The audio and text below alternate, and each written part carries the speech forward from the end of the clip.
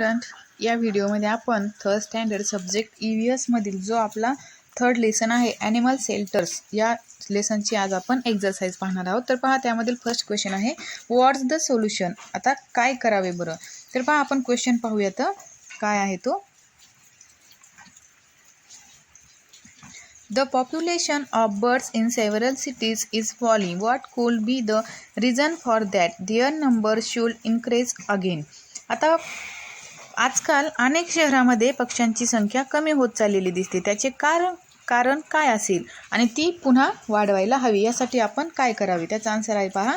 Birds need trees for buildings their nest and taking shelter. In cities, either the trees are cut or their branches are chopped off, so there is no space for the birds to build their nest. The noise, the smoke of vehicles and the bustle of city life makes birds uncomfortable. Therefore, they leave the cities.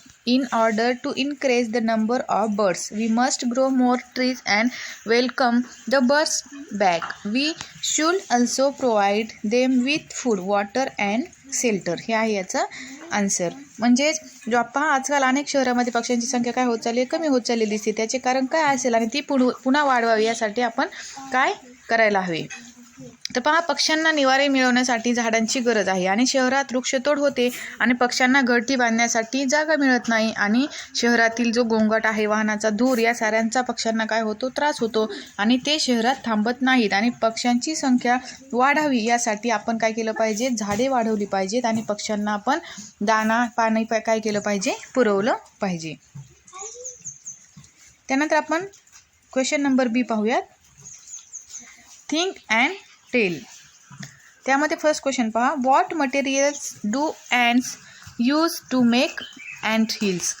आता मुंग्या कोणत्या पदार्थापासून वारूळ बनवत असतील। तर पहा त्याचा answer आहे ants use particles of soil to build ant hills. आता मातीच्या कणापासून मुंग्या वारूळ बनवत असतील। आता सेकंड नंबर क्वेश्चन पाहूयात आपण बी मध्ये। Some doves and some pigeons have left the jungles and have come to live in areas where people live. Some mice have also done so. What could be the reason for that?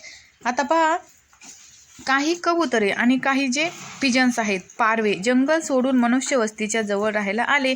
आता काही उंदीरही मनुष्य वस्तीच्या जवळ राहायला आले। काय कारण असेल, तर त्याचा आन्सर आहे पहा। Doves and pigeons take shelter in the gaps in the walls of houses.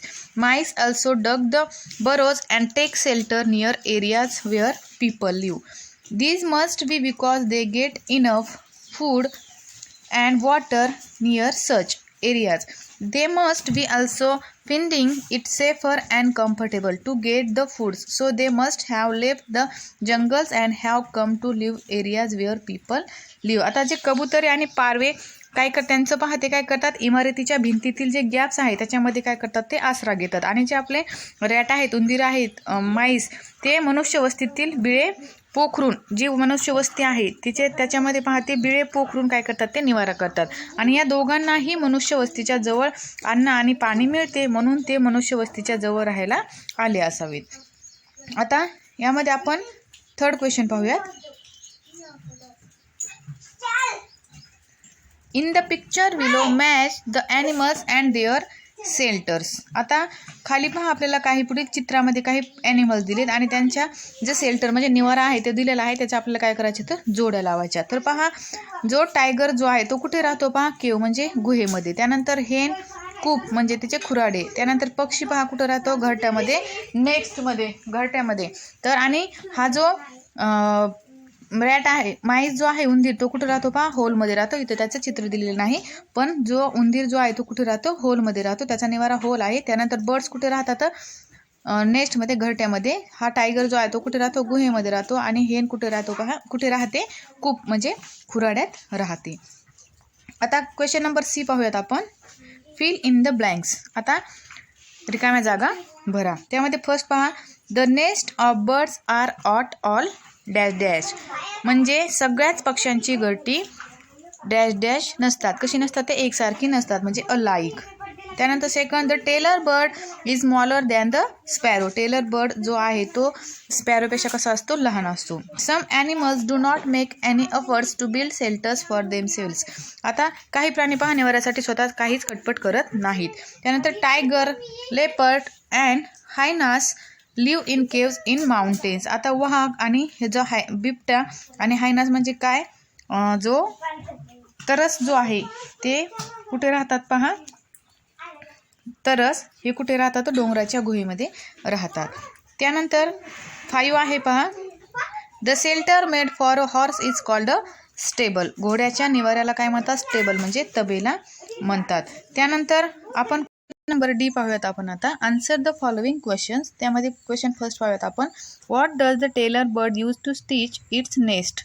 शिंपी पक्षी पाने शिवण्यासाठी काय वापरतो. त्याचा आन्सर आहे पहा, tailor bird stitches the beak leaves of the plant together with fine tendril of a plant. शिंपी पक्षी पाने शिवण्यासाठी दोऱ्याऐवजी बारीक वेल वापरतो. सेकंड क्वेश्चन पाहूयात आपण यामधील. What makes it difficult for animals that eat eggs to reach a weaver bird's nest. आता अंडी खाणाऱ्या प्राण्यांना सुगरणीच्या घरट्यात जाणे अवघड का असते. त्याचा आन्सर आहे पहा, वेवर bird chooses a thorny tree which has branches hanging over water. The nest built by it is on the height. Animals that eat eggs are unable to reach to the highest of the branches and also due to water underneath. Therefore, it makes it difficult for animals who eat eggs to reach a weaver bird's nest. सुगरण पक्षी घरटे बांधण्यासाठी काटेरी झाडांची काय करतो, निवड करतो. ज्या फांदीवर घरटे असते ती पाण्यावर झुकलेली असते आणि ही फांदी खूप उंचीवर असते, त्यामुळे अंडी खाणाऱ्या प्राण्यांना सुगरणीच्या घरट्यात जाणे काय होते, अवघड होते. क्वेश्चन नंबर 3 पाहूयात आपण आता. How do birds make their nest soft and warm.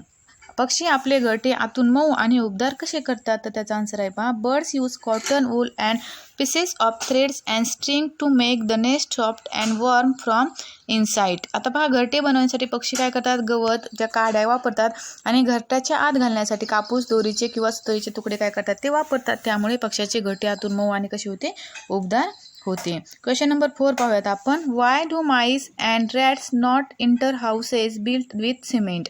आता सिमेंटने बांधलेल्या घराची उंदीर आणि रॅट्स म्हणजे घुशी सहसा का येत नाही. तर त्याचा आन्सर आहे, rats and mice can not dig holes into cement construction and thus they do not enter houses built with cement. तर पहा, सिमेंटने बांधलेले बांधकाम उंदीर व जे रॅट्स आहेत घुशींना पोखरता येत नाही, म्हणून सिमेंटने बांधलेल्या घरात उंदीर आणि घुशी सहसा येत नाहीत.